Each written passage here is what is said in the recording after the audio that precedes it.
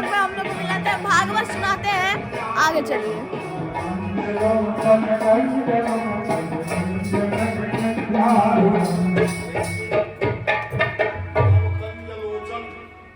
भगवान का आँख इस प्रकार से है कमल की समान, नवकन्यलोचन।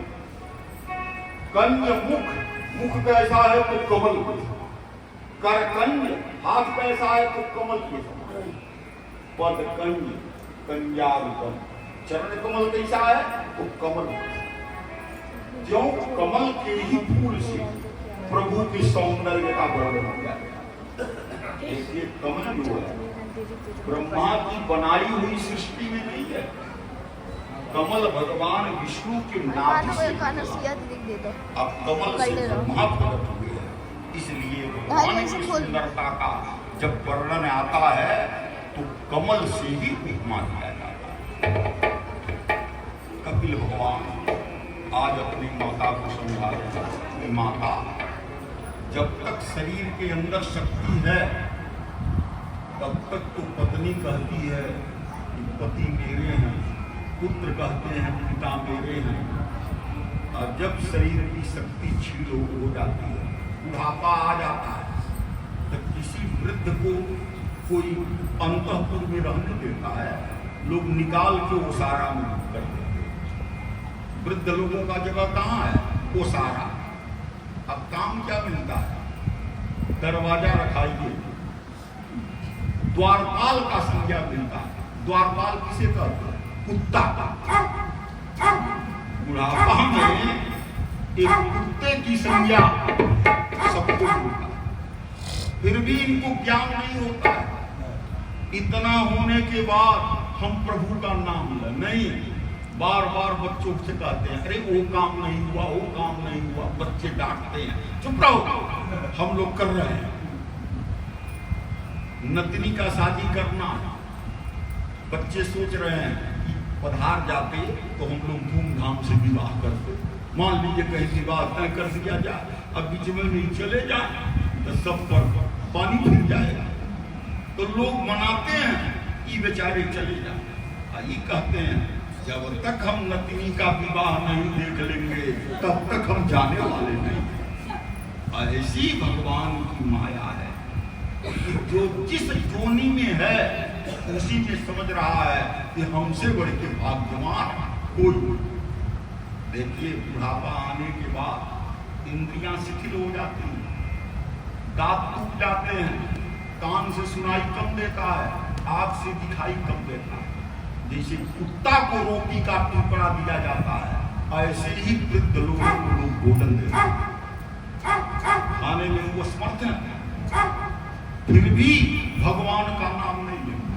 बार बार यही चिंतन करेंगे कि अरे अब तक तो हम कमा रहे थे पर परिवार का निर्वहन चल रहा था, अब हमारे इस बुढ़ापा आने के बाद बच्चों का कैसे काम चले, भगवान का नाम नहीं लेंगे।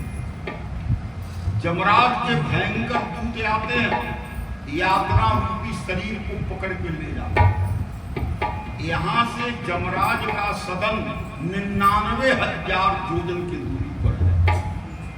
अगर आपको गोरखपुर जाना है तो बिना टिकट लिए आप जा पाएंगे। तो यदि बिना टिकट के आप गोरखपुर नहीं जा सकते तो एक दिन 99,000 योजन की दूरी का यात्रा करना है, तो क्या इतने लंबे सफर के लिए टिकट नहीं चाहिए? कोई विचार करता है? यही टिकट है जो आप कर रहे हैं। अपने जीवन में भागवत की कथा सुना जाए, चारों धाम का यात्रा किया जाए, दीन दुखियों के प्रति दया का भाव रखा जाए, कुछ दान उपदान दिया जाए, यही है उस रास्ते का मार्ग है। अगर आपने ऐसा नहीं किया तो बता रहे हैं कपिल भगवान कि छोटे परितोर कतवा नलानि संतप्यमाना पथितवानुगी कृच्छेण पृष्ठे कसया चटाडुता चलत्य सकतो निराश्रमोदरे। ऊपर से 12 सूर्य तप रहे हैं, नीचे गर्म बालू है, उसी में जीव को चलना है। जब जीव चलने में असमर्थ होता है तो उसके पीठ पर जमराज के दूत कोड़ा मारते, अब खींचते घसीटते इनको जमराज के शरण में ले जाते। इसलिए 50 वर्ष तक का जो उम्र है वो परिवार में देना चाहिए। 50 वर्ष के बाद भगवान के भजन से कभी विमुख नहीं, तो एक दिन यही था, एक सेठ जी थे, उनका मकान गांव के बाहर था, जैसे आपका मकान। देवर्षि नारद जी जब कभी मृत्यलोक में आते थे तो उस सेठ के घर जाते थे। सेठवा इनका बड़ा सेवा करता था। नारद जी एक दिन प्रसन्न होने कहे, सेठ जी स्वर्ग चलिएगा। महाराज इच्छा तो है जाने, लेकिन एक नाती हो जाता, नाती का मुंह देख लेते तो हम स्वर्ग चलते। नारद जी कुछ जड़ी बूटी दिए, पतोहू गर्भवती हो गई, नाती हो गए। फिर नारद जी आए, कहा सेठ जी नाती हुआ? कहा हाँ हाँ, वचन तो आपका पूरा हो गया। कहा अब स्वर्ग चलिएगा।